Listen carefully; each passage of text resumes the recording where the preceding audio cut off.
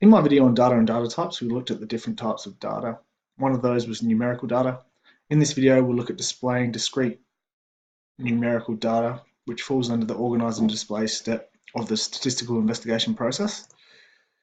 Specifically in this video, we'll look at a reminder of what discrete numerical data is.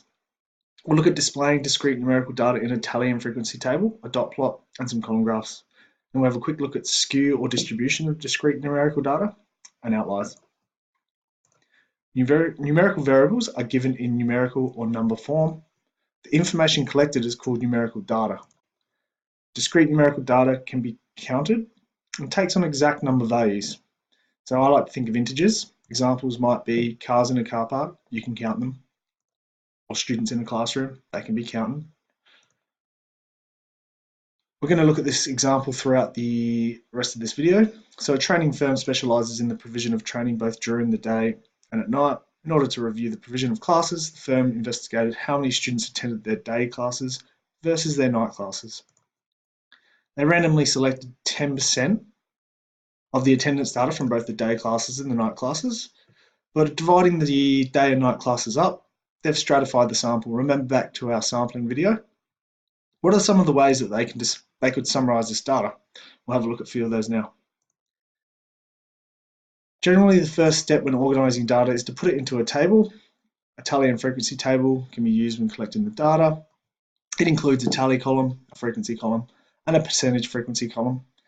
You take a tally when you count, so you do 4 bars with a strike through for 5, and then start again for the next 5. So in our first row, we have attendance of 16. It's a tally of 1, so therefore a frequency of 1. We work out the percentage frequency by dividing 1 by the total frequency, which in this case is 27. So 1 divided by 27 is approximately 0.04, times it by 100, and we get 4%. In the second row, we've got attendance of 17. There was a tally of 5, and therefore a frequency of 5. So 5 divided by 27, the total frequency, is approximately 0.19. We times it by 100, and we get 19%, and that's our percentage frequency. A dot plot. In a dot plot, a column represents each value. The number of the dots represents the frequency of the value. This is one of the first graphs you might have learnt. So you plot the dots above the corresponding value. Dot plots are a great way to identify the spread of the data or the mode of the data. The pattern of the data can be described in terms of symmetry or skewness.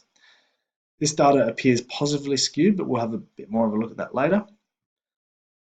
Dot plots are used most often to plot frequency counts with a small number of categories or values used within the data set. A dot plot isn't a great way for comparing two data sets. However, we could add the night classes into this dot plot with a different coloured dot above the value, but it would look a bit cluttered. As I said earlier, the mode is easily identified on a dot plot. Here, the mode is 18 attendance, so 18 people attending a class. That's easily identified by the number of dots above 18. A column graph. Column shows each value, the height of which represents the amount of frequency, or percentage frequency of the value. You need to include in all of your graphs a title.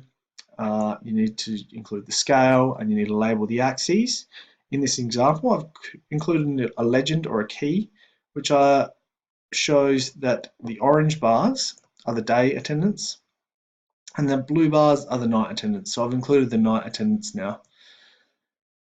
Because the categories are not continuous, the columns do not touch each other. It's a key error people make when drawing up a column graph. In my example here, I'm comparing the results from both the day and the night attendance. The first column on the left, the very left-hand side above 16, that tells us that one of the day classes had 16 people attend it because it has a frequency of 1. Immediately you can start to interpret this graph. If I add up all the frequency from all the orange bars, I get 27. This aligns with the tally and frequency table we've just looked at. If I add up the frequency from the blue bars, I get 12. We weren't given that, but given we know that a sample of the day and night classes of 10% was taken, we can already we can start to interpret our graph and say we know that there was 120 night classes during that week. Here we have a dual axis column graph. We've identified both the frequency and percentage frequency on the same graph. All you have to do to include both the percentage frequency and frequency is to adjust the scale on the axes according to the size of the column. By drawing a curve through the graph of numerical data, we can get an idea of the distribution or shape of the data set. A distribution is positively skewed or skewed to the right if the right side of the graph is much longer or stretched out than the left-hand side. And you can see that in our left-hand graph here.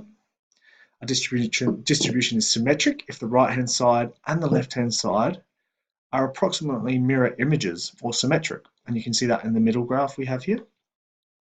It's negatively skewed or skewed to the left if the left-hand side of the graph is much longer than the right-hand side. And we've got an example of that on the right-hand side of the screen here. So this is our day and night attendance data. The day attendance data looks positively skewed or skewed to the right. It's difficult to describe the distribution of the night data. We probably need a larger sample to identify whether there was any type of skewness. A large gap in the distribution is typically a sign of an outlier. For the day classes, the attendance, which is identified in orange, you can see that there's one very large number with a gap between it and the rest of the distribution. So there's a attendance of 42 on the right on the right hand side for the orange data. Values that fall outside the overall pattern are called outliers. They may be valid or they may be mistakes. The outlier might be a result of a data entry error, or there might be an indicator that you need more samples. In this example here, perhaps the wrong attendance sheet was used, and that record for 42 for day attendance is an error. Or perhaps maybe an entire firm attended a day training course, and that is a legitimate data value. You'd need more information to determine. So in summary, we've had a look at a reminder of what discrete numerical variables and data are. We've looked at displaying discrete numerical data in a tally and frequency table, a dot plot, and some column graphs. And we had a quick look at what skew or distribution of discrete numerical data looks like and outliers. Thank you.